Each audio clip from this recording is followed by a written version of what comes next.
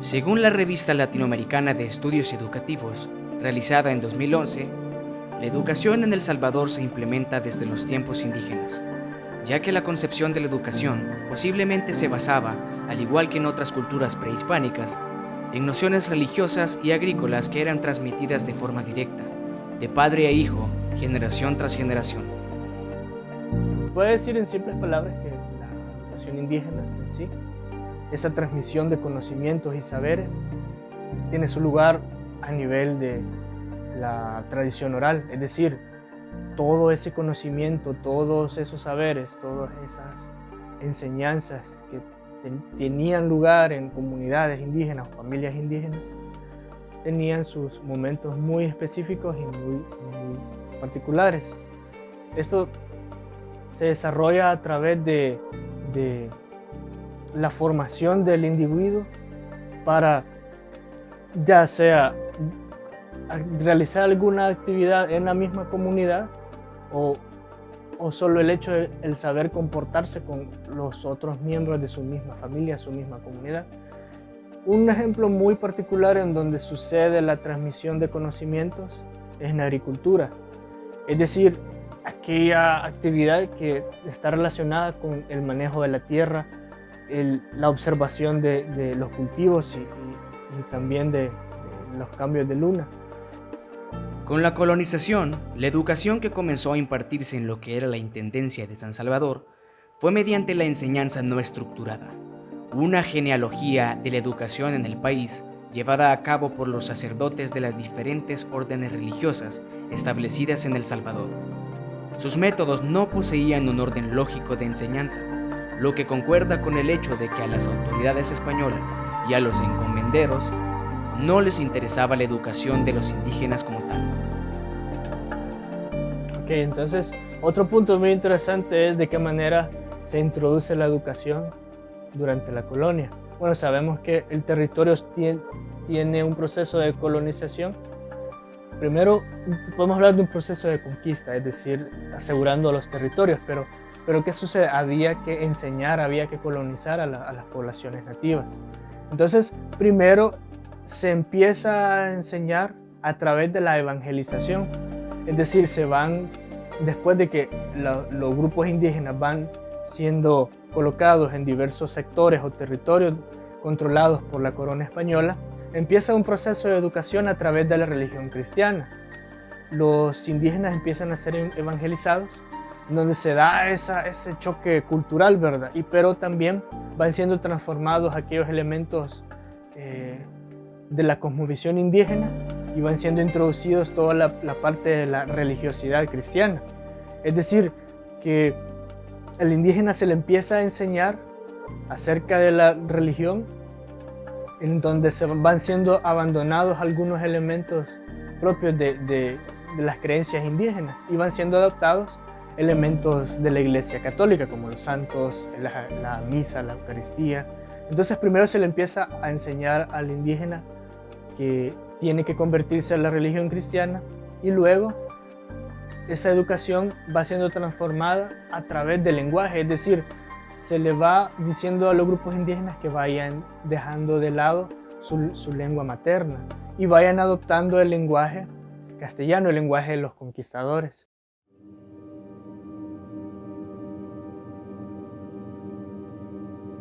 Debemos de trasladarnos a una fecha muy importante, la Reforma de 1940. Esta reforma educativa es considerada como la primera a nivel nacional, impulsada por el expresidente Maximiliano Hernández Martínez. Con ella se planteaba educar a la población salvadoreña desde primero a sexto grado, con el principal objetivo de transmitir conocimientos básicos que moldearan al salvadoreño. Sin embargo, dicha estructura no fue efectiva en su momento, ya que no todos tenían acceso a ella, en especial las zonas rurales que eran excluidas educativamente. Finalmente, con la expulsión de Hernández Martínez, en 1944, la educación tomó un rumbo diferente. En 1948 se da un nuevo desarrollo de la educación del país.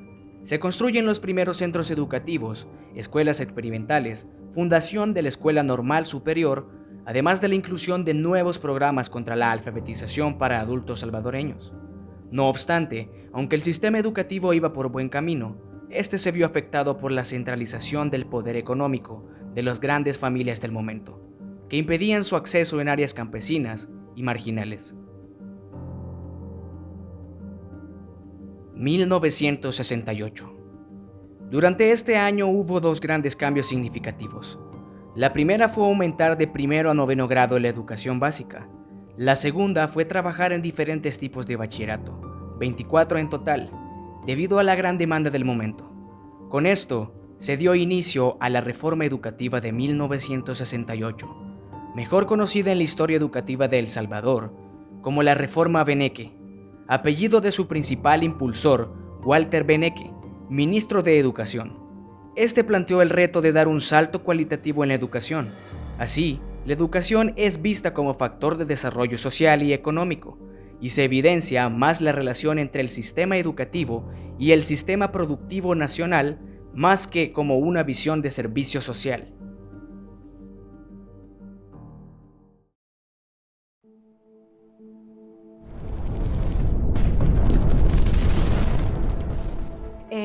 Quizás pocos casos sí hubo de enfrentamiento al salir del colegio, que nos encontrábamos, ¿verdad?, con enfrentamientos entre la Fuerza Armada y entre los guerrilleros, ¿verdad?, o las personas que andaban ya organizadas con este movimiento. Entonces sí quedamos, digamos, en algunas ocasiones entrampadas, digamos, en esos enfrentamientos. También otro hecho que para mí no puedo olvidarlo es cuando fue la muerte de Monseñor Romero, que fue un evento tremendo, un evento donde algunas de mis compañeras fueron a la misa y resultó también en una situación violenta, en donde una de ellas incluso fue perseguida y fue violada en una de las calles de San Salvador. Y era precisamente porque pensaban que toda la gente que estaba ahí era gente que era contraria a su sistema, digamos, y creían que todos eran comunistas. Durante esta época, la educación enfrentó un gran retroceso debido al conflicto armado, ya que los fondos de la educación fueron destinados a las Fuerzas Armadas. En los centros educativos populares de adultos, en las zonas controladas por el FMLN, poseían una concepción filosófica dialéctica, ejecutada mediante metodologías participativas, intersectoriales e interdisciplinarias que permitiera una educación permanente. Nuestra educación realmente no consistía en memorizar nada, sino que era análisis. Nosotros leíamos obras, analizábamos las obras, nosotros hacíamos dramas, recibíamos personas invitadas que nos hablaban de la realidad social. Grandes escritores salvadoreños nos acompañaban y también obras de teatro. El método era interactivo, muy interesante. Nos permitían tener teatro, hacer teatro también como parte de nuestras calificaciones. Y nos invitaban a poetas, a escritores, a títeres, por ejemplo, como una estrategia educativa. Y nos permitían disfrazarnos y tener esas interpretaciones. En algún momento también nosotros colaboramos, por ejemplo, con algunas personas que ya eso era como más a título personal. Colaborábamos con las pancartas, con los eslogan o los pensamientos, digamos, que en ese momento se manejaban. Pero nunca militamos, sino que fuimos más que todo educadas de esa manera, de una forma analítica y de una forma interactiva. Luego de la guerra, la incidencia internacional por medio del Programa de Cultura de Paz en El Salvador y sus diferentes actividades intentaron garantizar que la reforma educativa que se estaba gestando entre 1993 y 1995 diera como resultado un modelo de educación basado en los valores de una cultura de paz. Pero la realidad fue otra. El discurso político se apropia de los conceptos que engloban una cultura de paz, pero en la práctica, estos no llegaron a concretarse.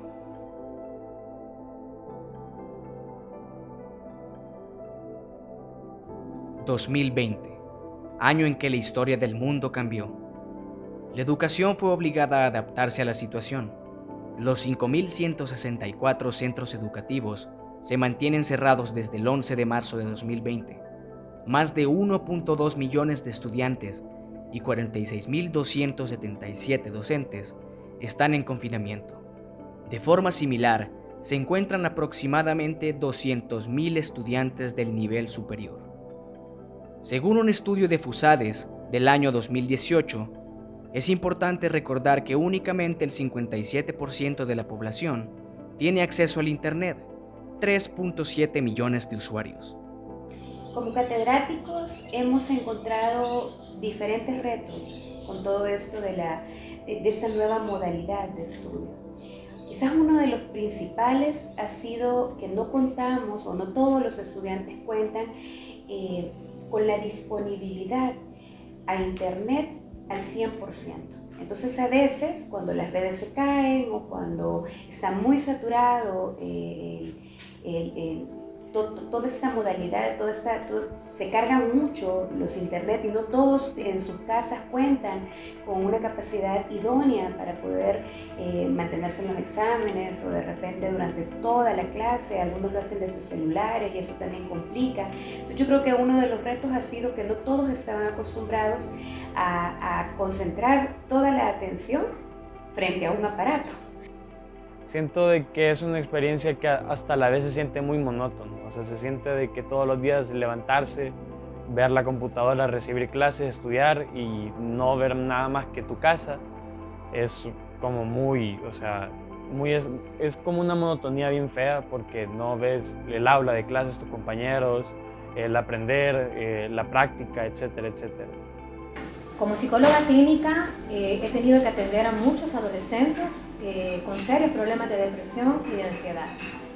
No se sienten incluidos, creo que ellos mismos también provocan esto al no encender sus cámaras, al no participar, el no poder compartir esos momentos de distracción y de compañerismo con sus amigos también les está afectando muchísimo. Y es parte de la dinámica de un aprendizaje. Sí, definitivamente hay una buena factura que se va a tener que pagar con todo esto, de tener que estar recibiendo clases sin ese contacto físico. Creo que los más afectados son aquellos más vulnerables, ¿no? Como puede ser el niño y el adolescente, que como decía anteriormente, todavía no han desarrollado su autonomía y su capacidad de manejar sus frustraciones y sus inseguridades.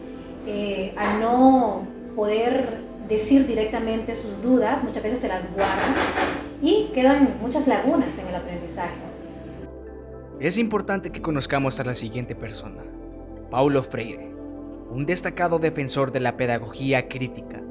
Es conocido por su influyente trabajo pedagógico del oprimido, que generalmente se considera uno de los textos fundamentales del movimiento de pedagogía crítica. Habla sobre cómo la educación ha tenido una polarización de sistemas y cómo se ha encontrado premisas sobre la educación de calidad en cualquier sociedad. Lo planteado por Paulo Freire pone en tela de juicio sobre el modelo que El Salvador, a través de los años, ha estado utilizando, y como el punto de inflexión lo trajo la pandemia, en el que la crisis generada desató una evolución a la que el país no pudo adaptarse con facilidad, y que hasta la fecha solamente ha reflejado la deficiencia y la poca preparación que tiene el sistema nacional, pues ningún centro educativo ha logrado adaptarse al 100% a las herramientas virtuales. No han ocupado las herramientas necesarias para desarrollar una buena educación sin perder los puntos del modelo endógeno que nos plantea Freire. Sin embargo, El Salvador todavía está en un momento de transformación y la educación sigue en constante crecimiento y avance. Debido a la pandemia hemos dado un gran salto en la tecnología. No sabremos cómo seguirá este camino, pero esperamos que la educación en El Salvador pueda seguir progresando. El punto de partida de la educación está en el contexto cultural, ideológico, político, social de los educandos. Não importa que esteja este contexto echado a perder. uma das tarefas do educador é rehacer isto. E nesse sentido é que o educador é também um artista. Ele rehace o mundo, ele redibuja o mundo, repinta o mundo, recanta o mundo, redança o mundo.